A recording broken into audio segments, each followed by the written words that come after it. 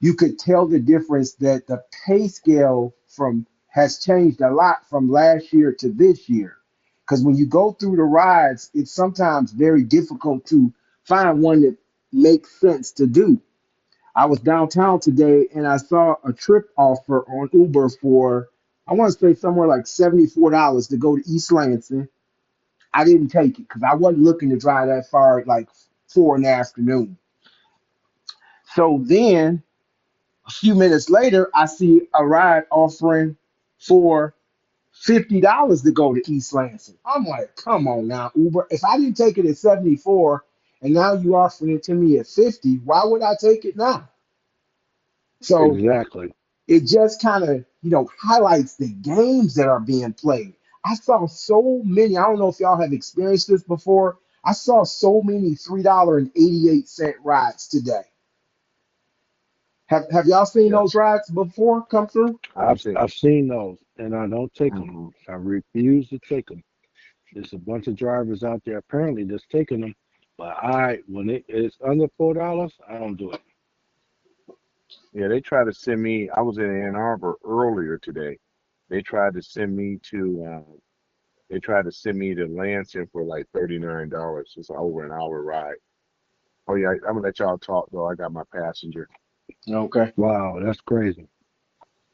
Yeah, but I think with the government shutdown going on, it's a lot more drivers that are driving to supplement the money that they're not getting from their paycheck because of the government shutdown.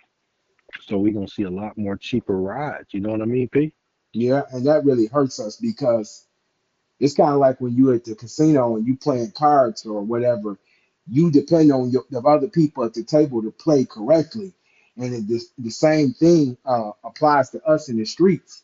Inevitably, people got to turn down those rides.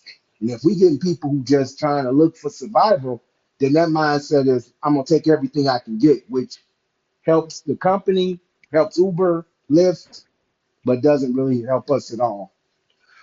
Exactly. They take anything that come through, and that drives the race to the bottom all the time.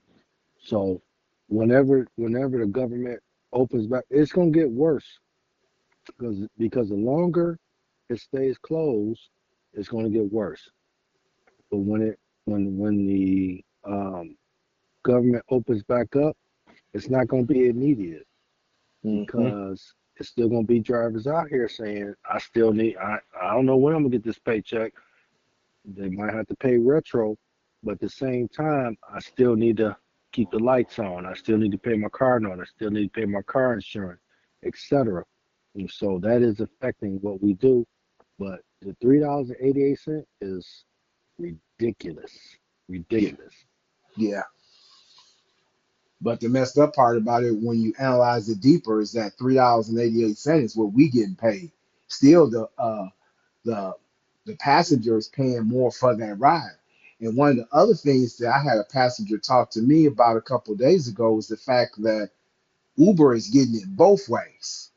They taking 65% from us and charging the passenger even more. So then that puts us in a position when, if we're depending on tips throughout our day, we can't get tips because the customer, we done maxed them out on the fare up front. All facts, all facts. They do not discount the passengers' ride to supplement the driver's pay. They still pimp them big time money wise to get them to where they're going, and we get a third, if that, of that. And so that's why it's so important to know. Like, if you're an experienced driver, you got to know that from 8 Mile and Telegraph to the airport used to pay $35, $40. Now it pays $15. And so what you need to decide is, okay, is this passenger going to Delta? Because if they're going to Delta, it's a 50, well, it might be like a 60 to 70% chance that it's a corporate account and they will tip you. And Hmm. on top of that, if you at the airport, you might get priority If your rating is above a certain level, to get the first chance to getting somebody out of the airport, going back to somewhere you go. So that is a plus. But if they're going to Southwest, they're going to Spirit or whatever, Hmm. me personally, I'm pausing. I'm like, I'm probably not going to take them. I'm probably not going to take them to the airport because me driving from 8 Mile Telegraph area all the way to the airport for $16, $17 ain't worth it because of what airline they flying on. And we learn these things as a result of being an experienced driver. And you go, okay, if I'm gonna take them from here to the airport, that's gonna take me 35, 40 minutes for $16, $17. Hell, I could make that just by staying in my area. And this is very true. So you got to understand those things as a driver. A lot of drivers don't know, and this is why they go ahead and take those routes.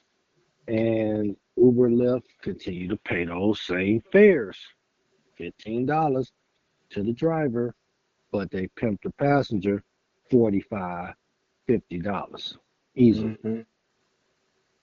Yeah, I don't think what the driver, I mean, what the passenger is seeing as far as requests, it's pretty steady. They not seeing no cheap rides. The cheap ride part is only what we as the driver are seeing on a day by day basis. So, yeah, that's one of the things that we have to really be mindful of.